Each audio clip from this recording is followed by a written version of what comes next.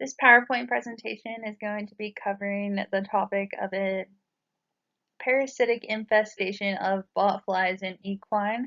My name is Taylor Nicole Gibson. So let's talk about exactly what a botfly is. You can see a picture in the background of what a botfly looks like.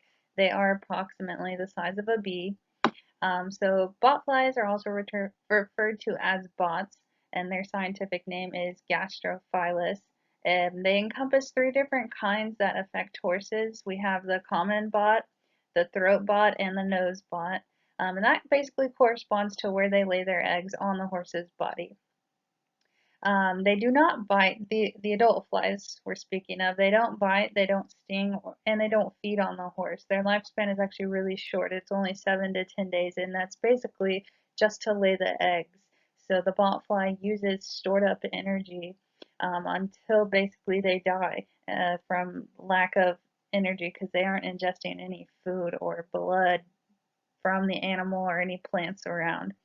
So the eggs are approximately 0.05 inches. They're very small. They're pale gray and yellow in color. So I have a picture for you guys here in a few slides. So this slide covers the life cycle of the botfly. One generation is produced per year, beginning with eggs laid in the early summer months.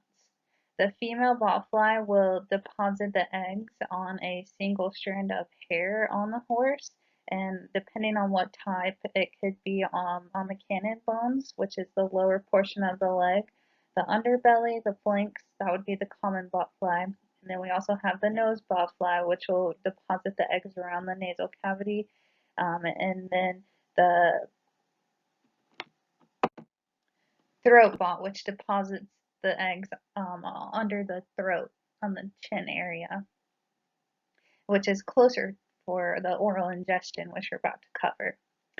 The female fly can deposit up to 150 to 1,000 times per their life.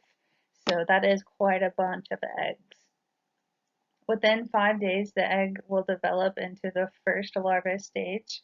And within 7 to 10 days, the eggs will hatch into maggots. And the eggs will be stimulated by the horse looking and scratching and messing with that area. The maggots will crack out of their eggs, their shell, and they will begin traveling towards the mouth to be ingested. So the larvae crawl to the mouth, or they're ingested, and they remain in the tongue, the gums, and the lining of the mouth for approximately 28 days. And they can also go into the eye or the nasal cavity. So the second stage involves the larva traveling to the stomach, and this is after that 28 days of being burrowed into one of the cavities, the mouth or the nose, and sometimes the eye. That is more rare. And they'll attach to the non-glandular stomach lining where they stay there for 9 to 12 months. The larvae demonstrate obligatory meiosis, requiring a living host to complete the development. So this is a requirement. They have to be, for their life cycle, they have to be ingested and attached to the stomach lining because they do steal nutrients from the equine. The third stage involves matured pupa detaching from the stomach lining, and then they exit the horse's GI tract through the feces, and then they burrow into the soil for about a month to 2 months, and then during the late winter, early springtime, the adult horse botfly emerges from the pupa about 3 to 10 weeks, which is that 1 to 2 months between there. The adult fly will come out of the pupa, and immediately they go to find a mate because they have a very short lifespan. So they got 7 to 10 days to lay these eggs on the horse before they do die. And this image to the right here actually shows a single egg attached to a strand of hair. So they are very small. The previous slide had said 0.05 inches. And then you can note the color. It's a palish gray, white, kind of a yellow tinted type egg. So how do botflies actually affect equine? This picture in the background shows a stomach of a horse that had a botfly infestation, and we can see on the stomach here that the pupa is a lot of pupa, actually, maybe 100 if not more, are attached by mouth to the lining of the stomach. And they possess spiny stripes going around their body, and that actually irritates the surrounding tissue. That's how they kind of dig and burrow in there and attach and kind of tear up the lining of the stomach, the tissue that is surrounding uh, that they're attached to. Those spines will kind of tear it up a little bit, which is not good for the stomach, at all for the horse. Horses can develop intermittent colic, chronic indigestion. These botflies in this large quantity of an infestation will be pulling a lot of nutrients that the horse won't be able to absorb. So inability to maintain proper weight is a problem as well. Larvae in large quantities can damage the stomach tissue, those spiny stripes we had just discussed, and the gut lining. They make it difficult to consume nutrients, we had mentioned, chronic gastritis, ulcerated stomach as well, esophageal paralysis, peritonitis, stomach rupture, and then squamous cell tumors. Oh, and lastly, anemia. So the less commonly the botfly can enter the eye called myiasis, and we had mentioned that earlier. In really bad cases, it could lead to the eye being permanently damaged. If, definitely if there's more than one, but even just one can really cause some serious issues. So it is more rare, but we definitely want to make sure we're looking out and immediately getting veterinary assistance if there is a pupa, or rather a larva in the eye. So here's a really good picture to the right showing those spines that encompass the body of the larva. And then some preventative measures.